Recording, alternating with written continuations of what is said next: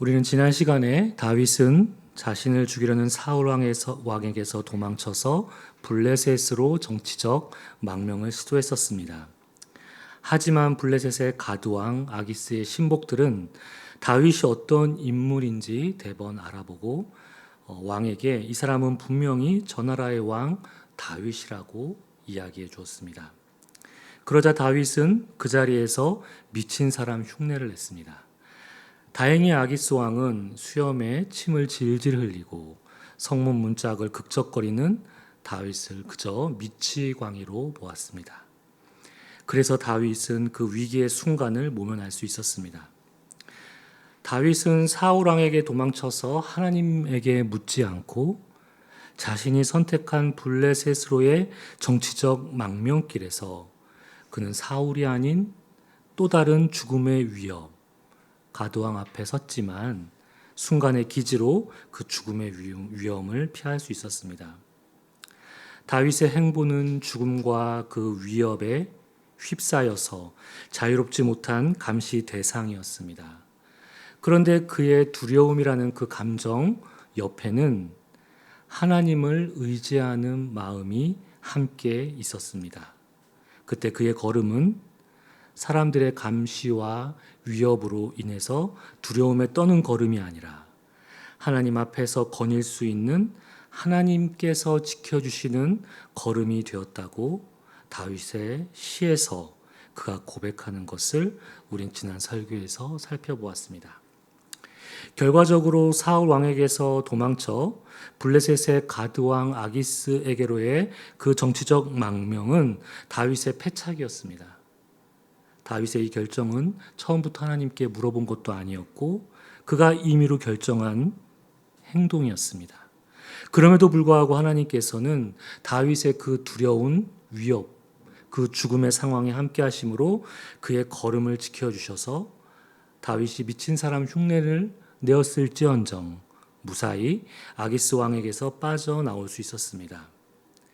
그렇게 다윗이 블레셋을 떠나 그 다음으로 몸을 숨긴 장소는 어디였을까요? 오늘 함께 읽은 본문 사무엘상 22장 1절 말씀 새 번역은 이렇게 시작하고 있습니다. 다윗은 거기에서 떠나 아둘람 굴속으로 몸을 피하였다. 그러자 형들과 온 집안이 그 소식을 듣고 그곳으로 내려가 그에게 이르렀다. 다윗이 블레셋을 떠나서 몸을 피한 곳은 아둘람이라는 지역이었습니다. 이 아둘람이라는 말은 피난처, 보호처라는 뜻입니다. 교회 공동체에서 아둘람 공동체, 교회에서도 아둘람 교회, 이런 말로 우리가 많이 들어보았던 이름입니다. 이 피난처, 보호처라는 뜻의 이 아둘람은 블레셋의 가드 땅과 베들레헴의 중간 지점에 위치해 있는 지역이었습니다. 이곳은 요단 서편에 위치한 가나안 성읍 중 하나였습니다. 모세가 죽고 출애굽한 이스라엘은 여호수아를 따라서 약속의 땅 가나안으로 들어갔던 것을 우리는 알 수 있습니다. 여호수아는 이미 그 땅에 있는 가나안에 거주하고 있는 그 땅 사람들과 정복 전쟁을 펼쳤죠.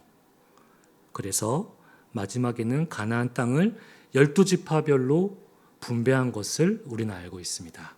이때 유다 지파에게 할당된 땅, 그 땅에 속한 성읍이 바로 이 아둘람이라는 지역이었습니다. 그런데 한번 생각해 보십시오. 다윗은 어느 지파 출신입니까? 유다 지파 출신입니다. 예수 그리스도는 어떻습니까? 다윗의 계보, 즉 유다 지파의 계보로부터 이 땅에 오신 것을 생각한다면 유다 지파와 아둘람이라는 이 지역 사이에는 구속사적인 의미가 담겨 있다는 것을 우리는 눈치챌 수 있습니다. 지금 다윗은 우연히 블레셋 아기스 왕에게서 도망쳐서 아둘람이라는 지역에 이른 것 같지만 그곳은 이미 그 전에 그의 조상 유다 지파가 가나안과의 정복 전쟁을 통해서 그들에게 할당된 약속의 땅이었던 것입니다. 이 아둘람이라는 곳에서 다윗은 사울 왕에 이어 이스라엘의 새로운 왕으로서의 정치적인 기반을 다지게 되는 하나님께서 다윗을 통해서 새롭게 이스라엘을 만들어 가시는 중요한 장소이자 그 시작 지점이 바로 이 아둘람인 것입니다. 그런데 다윗은 지금 어떤 과정을 거치고 있습니까? 다윗은 어린 나이에 블레셋 장수 골리앗을 무찌르고 사울의 총애를 받아서 그의 딸을 아내로 맞이해서 사울 왕의 사위가 되었습니다. 그의 왕위는 견고한 것처럼 보였죠. 사울이 하나님의 뜻을 따라 행하지 않자 사무엘을 통해서 다윗에게 하나님은 기름을 부으시고 이스라엘의 새로운 왕으로 추대됩니다. 하지만 지금 다윗은 험난한 시간을 겪고 있습니다. 다윗 왕의 시기와 질투로 그의 죽음의 위협을 피해서 도망다니고 있는 신세입니다. 지금 다윗은 하나님으로부터 이스라엘 왕이라는 그런 기름 부음을 받았는데도 불구하고 약속된 그의 삶은 고난과 역경의 연속인 것을 우리는 보고 있습니다. 다윗은 고난 속에서 하나님의 약속을 신뢰함으로 이 과정을 견뎌야 하는 일종의 그 영성 훈련의 시간을 지금 그가 보내고 있습니다.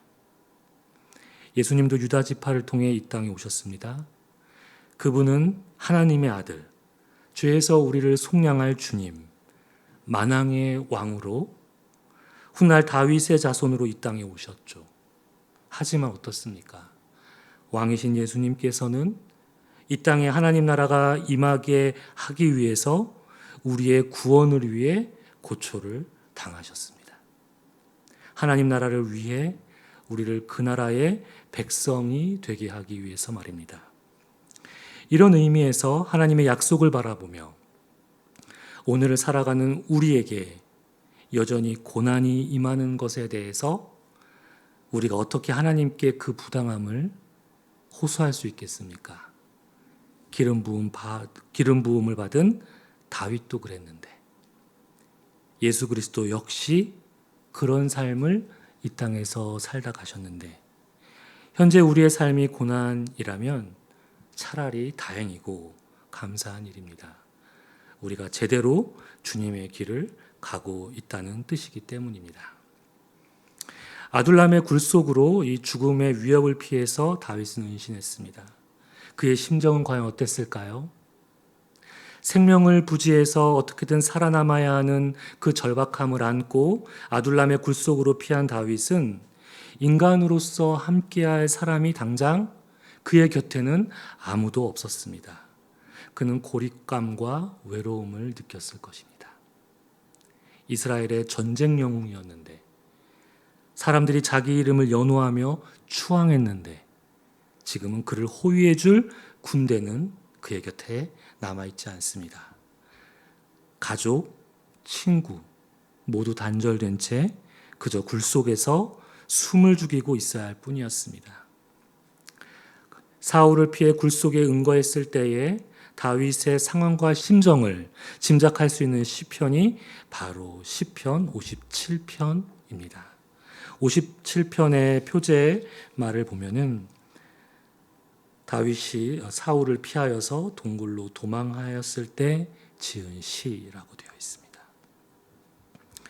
시편 57편 3절과 4절 말씀을 제가 다시 읽겠습니다. 하나님께서 주님의 사랑과 진실을 보내시어 나를 구원하여 주십시오. 나를 괴롭히는 자들을 꾸짖어 주십시오. 오 하나님, 주님의 사랑과 진실을 보내어 주십시오. 내가 사람을 잡아먹는 사자들 한가운데 누워 있어 보니 그들의 이는 창 끝과 같고 화살 촉과 같고 그들의 혀는 날카로운 칼과도 같았습니다. 지금 다윗은 사람을 잡아먹는 사자들 한가운데 누워 있는 것 같다고 고백합니다. 자신을 죽이려는 그 찾아다니는 사울의 무리들, 그들의 이빨은 창끝 화살촉처럼 섬뜩하다고 말하고 있죠. 그리고 그들의 혀는 날카로운 칼 같다고 하고 있습니다. 다윗에게 그들의 존재는 자신을 죽음으로 몰아넣는 살인마나 다름 없었다라고 묘사하고 있습니다. 이런 상황에서 다윗은 하늘로부터 하나님께서 자신을 구원하실 것을 강하게 갈망하고 있습니다. 다윗은 이런 탄원, 이런 고백을 어떤 상태, 어디에서 지금 이런 고백을 하나님께 올려드리고 있는지 우리에게 보여주고 있습니까?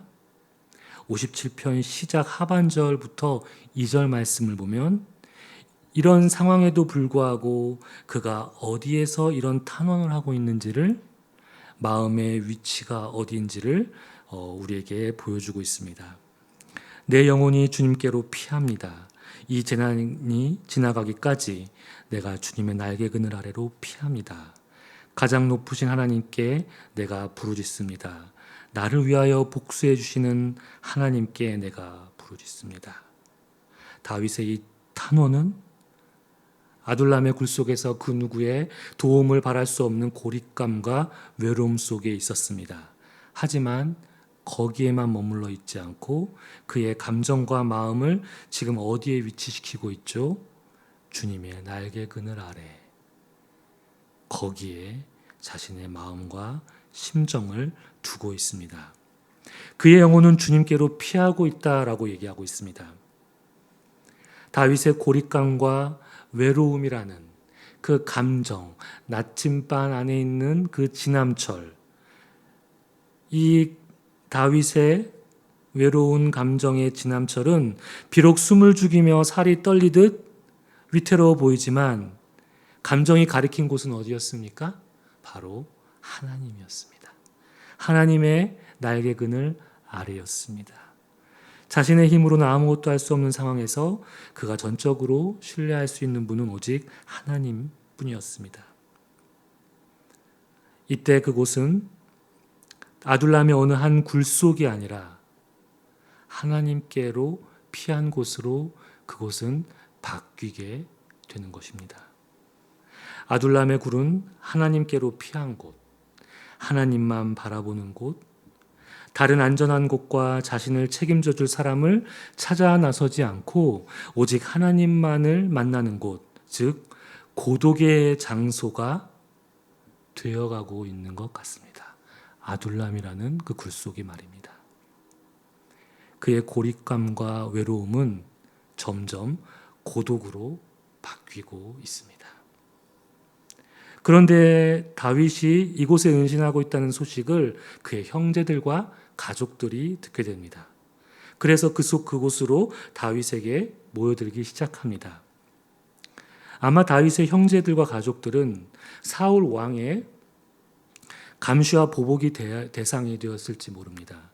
언제고 다윗이 가족들과 연락을 주고받을 수 있을지 모르니까 사울 왕은 다윗의 가족을 예의주시하고 있었고 그들을 가만두지 않을 것이 분명합니다.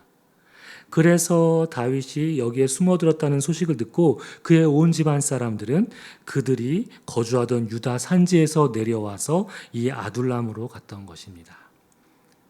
그런데 형제와 가족들만 모여드는 것이 아니었죠. 이어지는 사무엘상 22장 2절 말씀입니다. 그들뿐만이 아니라 압제를 받는 사람들과 빛에 시달리는 사람들과 원통하고 억울한 일을 당한 사람들도 모두 다윗의 주변으로 몰려들었다. 이렇게 해서 다윗은 그들의 우두머리가 되었는데 400여 명이나 되는 사람들이 그를 따랐다. 피난처, 보호처라는 의미의 아둘람. 거기에는 가족과 형제들뿐만이 아니라 압제를 받는 사람들, 빛에 시달리는 사람들, 그리고 원통하고 억울한 일을 당하는 사람들이 그 아둘람의 굴로 하나 둘씩 모이기 시작했습니다. 그런데 한번 생각해 보십시오. 다윗은 지금 이곳을 찾아든 그들보다 더 큰 압제를 당하고 있지 않습니까? 사울로부터 말입니다. 또한 다윗은 기름 부음을 받은 왕이지만 마치 바지사장처럼 현 시점에서는 아무 영향력이 없는 도망자 신세입니다. 권력과 재력을 가지고 있지 않아서 빚진 사람들이 오더라도 그들의 빛을 탕감해 주거나 도와줄 여력이 그에게는 없습니다. 뿐만 아니라 다윗은 그들보다 더 원통하고 억울한 일을 당하고 있는 상황입니다. 군인으로서 전쟁을 승리로 이끈 그 장수였을 뿐인데 사울의 광기 어린 질투와 시기로부터 그는 도망다니는 것 자체가 더 억울하고 원통한 일입니다. 더구나 사무엘을 통해서 다윗은 기름을 부음을 받았는데 자기가 왕이 되겠다고 했습니까? 그가 원해서 된 왕의 자리가 아니었고 하나님께서 선택한 것 뿐이었습니다. 다윗이 억울했다면 더 억울한 사람이었습니다. 다윗은 자신을 찾아서 이 굴에 모여든 사람들보다 조금 더 상황이 나을 게 전혀 없었습니다. 그런데 이들은 다윗에게서 무엇을 바라고 이 아둘람에 모여든 것일까요? 다윗의 형제와 가족들은 혈연 관계니까 다윗의 이런 운명과 함께하고 싶고 그에게 힘이 되어지고 위로가 되어주고 싶어서 그들은 왔을 거라고 이해할 수 있습니다. 하지만 다윗을 찾아온 사람들은 무엇을 다윗에게 바라고 아둘람의 굴속을 찾아왔을까요? 성경은 400여 명이나 되는 사람들이라고 했지만 당시의 관습대로 전쟁에 참여할 만한 자들을 계수한 것이 이 숫자라고 하면은 여자와 어린아이들이 제외됐다라는 것을 감안한다면 그 이상의 사람들이 이 아둘람에 온 것입니다. 근데 이 숫자는 다음 장인 23장 13절에 가면은 600명으로 불어나 있는 것을 볼 수 있습니다. 즉, 그 이후로도 다른 사람들이 계속 다윗과 함께하기 위해서 찾아오고 있다는 것을 우리는 짐작할 수 있습니다. 이들이 다윗을 찾아온 것을 보면은 어떤 사람이었을까요? 분명히 사울의 반대편에 있었던 사람이라는 것을 우리는 생각해 볼 수 있습니다. 사울의 정치와 행정에 불이익을 얻어서 고통당하는 사람들, 그래서 경제적으로 빚을 지고 힘들어진 사람들, 이런 나라의 상황으로 인해서 유린된 삶으로 내몰린 자들이 다윗에게 왔을 것입니다. 왜냐하면 다윗은 전쟁에서 이기고 돌아올 때마다 사울은 수천 명을 죽이고 다윗은 수만 명을 죽였다라는 노래를 지어 부르면서 다윗을 사울보다 더 신뢰했고 더 그를 추앙했기 때문입니다. 사울보다 다윗이 어느 면에서는 더 뛰어날 것이라는 기대를 그들은 갖고 있었습니다. 다윗의 입장에서 한번 볼까요? 가족들이 온 것은 이해할 수 있겠는데 이 사람들이 자기에게 오는 이런 상황들 그는 의아해하고 당황스러워했을 것입니다.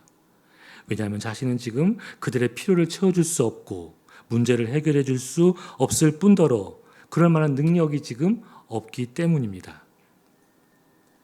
그들과 마찬가지로 압제당하고 원통하고 억울한 처지가 바로 다윗의 처지였죠.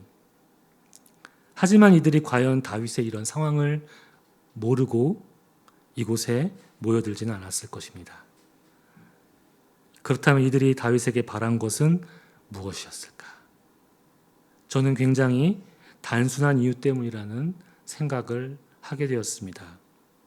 그들은 사울에 의해서 지치고 힘든 그들의 마음이 머물고 의지할 곳이 필요했을 것이라는 생각을 하게 됩니다.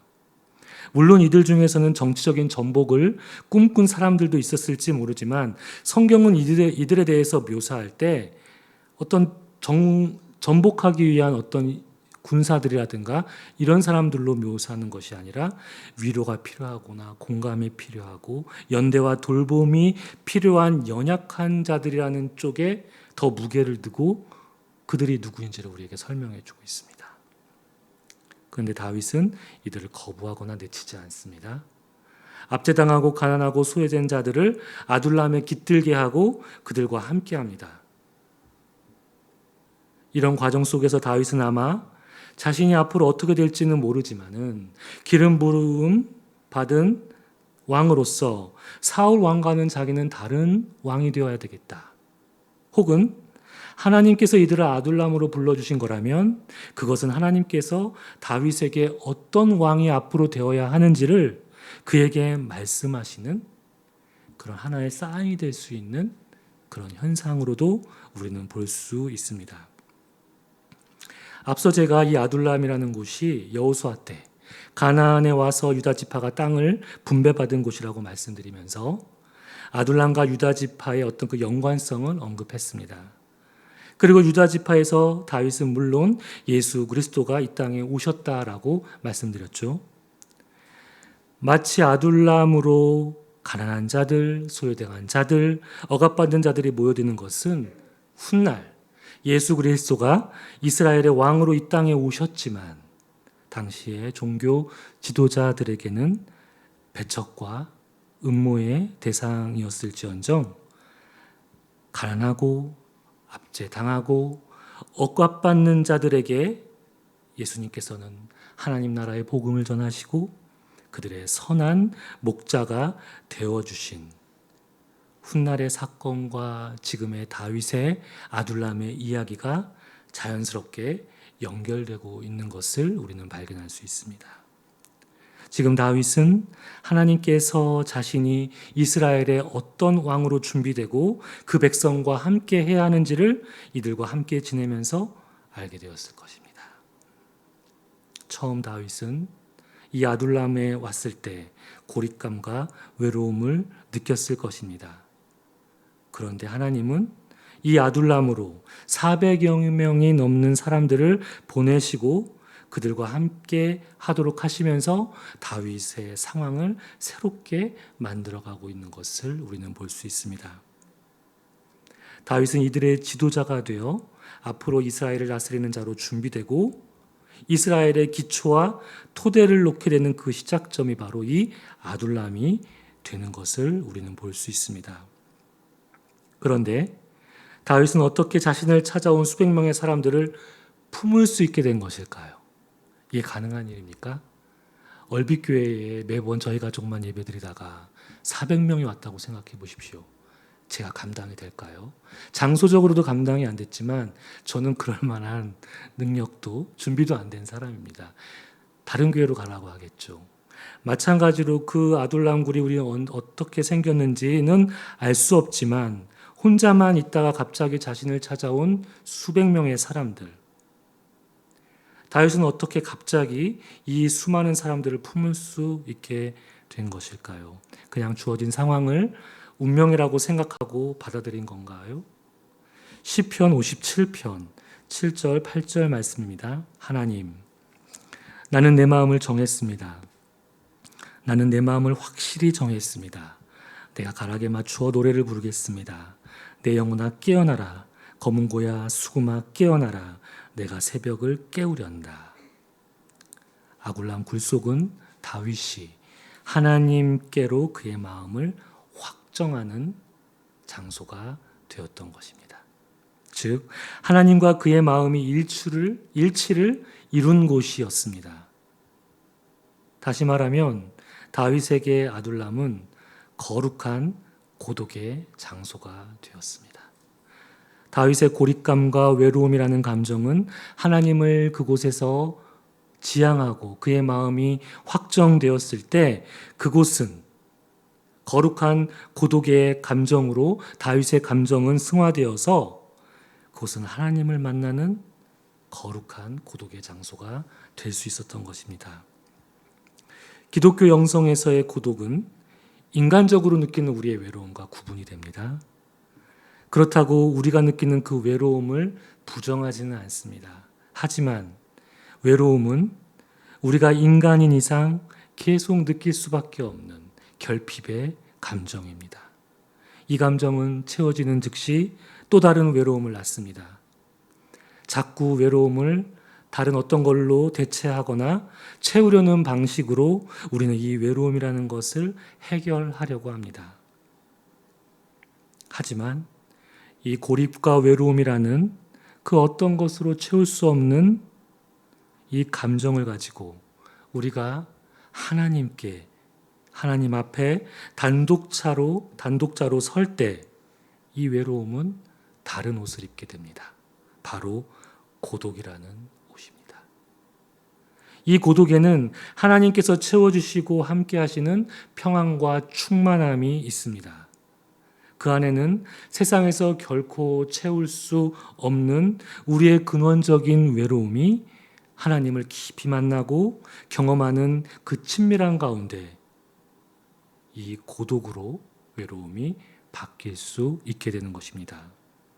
그래서 이 외로움이라는 감정이 우리 사는 날 동안 우리를 떠나지 않을지라도 우리는 그것을 채우는 방식으로, 외로움을 채우는 방식으로 우리는 우리의 삶을 허비하지도 않고 그것에 우리 인생이 좌우되도록 우리 자신을 내어주지도 않습니다. 외로움이라는 감정이 거룩한 고동으로 승화될 때 우리는 하나님과 깊이 교제하는 그 친밀함을 통해서 어떻게 되죠? 다른 사람을 품을 수 있고 함께 할 수 있는 사람으로 우리가 빚어져 갈 수 있는 것입니다. 다윗이 자기 하나 건사하기 힘든 상황에서 그가 자신에게 온 400여 명의 사람을 품을 수 있었던 것은 그의 이 거룩한 고독의 시간이 하나님 안에서 형성되지 않았다라면 과연 가능했을 일이었나요? 우리는 흔히 고독을 개인적이고 이기적인 그 무엇으로 정의할 때가 있습니다. 하지만 전혀 그렇지 않습니다. 외로움의 감정을 하나님 안에서 고독으로, 거룩한 고독으로 승화시킬 때 우리의 고독은 누군가에게 곁을 내어주고 품을 내어줄 수 있는 이기적인 고독에만 갇히지 않게 됩니다. 만약 우리가 이웃을 사랑하는 그런 일들도 이 고독의 힘을 무시하고 무조건 사랑해야 된다, 무조건 헌신하고 봉사해야 된다라고 하는 데에는 한계가 있습니다. 쉽게 번아웃이 될 수 있죠. 하지만 하나님과 단둘이 누리는 친밀함으로 결코 개인적인 만남과 사귐에 그치지 않고 반드시 우리가 하나님과 깊이 누리는 그 고독 안에서의 친밀함은 반드시 타인을 지향할 수 있게 합니다. 함께하는 기쁨으로 우리를 인도해 가는 것이 참된 고독 안에서 우리가 형성되어야 하는 그런 영성의 하나의 모습이라고 저는 생각을 합니다. 다윗은 이 아둘람의 굴 속에서 이 거룩한 고독을 배웠습니다. 처음에 그는 자신의 고립감과 외로움을 하나님의 날개 그늘 아래로 가져갔고 그곳에서 하나님을 전적으로 신뢰하기 시작했죠. 그러자 다윗의 그 마음은 어떻게 되었습니까? 하나님께로 확정되는 일치를 이루었습니다. 그래서 그는 거룩한 고독으로 그의 감정을 승화시키면서 하나님과 더 깊은 친밀함을 나누었고 그것은 다른 사람과 함께 할 수 있는 그런 자리와 품을 그가 형성할 수 있었습니다.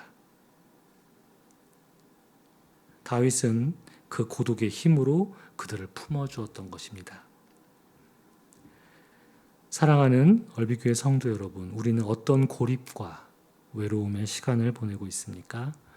우리는 살면서 동굴을 지나는 것과 같은 그런 시간을 만나고 보내게 될 때가 있습니다.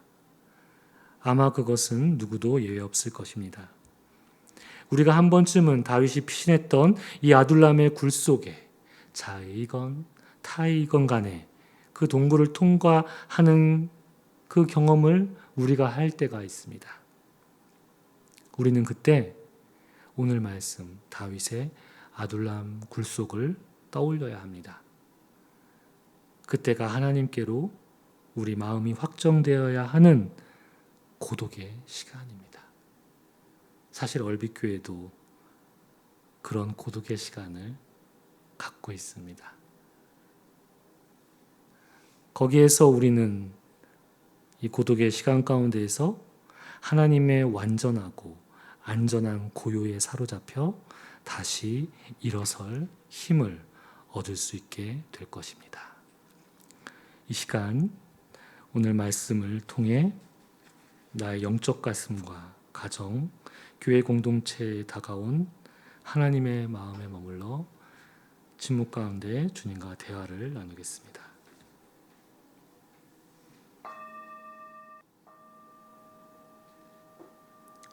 하나님, 우리의 외로움과 고립감이 거룩한 고독으로 주님과 함께함으로 그런 시간으로 주님 바꾸어 주십시오. 우리가 각자 어떤 삶을 살고 있는지 우리는 자세히 알지 못하지만 하나님께서 그 시간 가운데 우리 한 사람 한 사람을 만나 주셔서 그곳에서 우리와 친밀한 교제를 나누심으로 우리의 거룩한 고독으로 남을 사랑하고 또 남을 품으며 남에게 곁을 내어주는 얼빛교회와 우리의 삶이 되게 하여 주옵소서. 예수님 이름으로 기도드립니다. 아멘.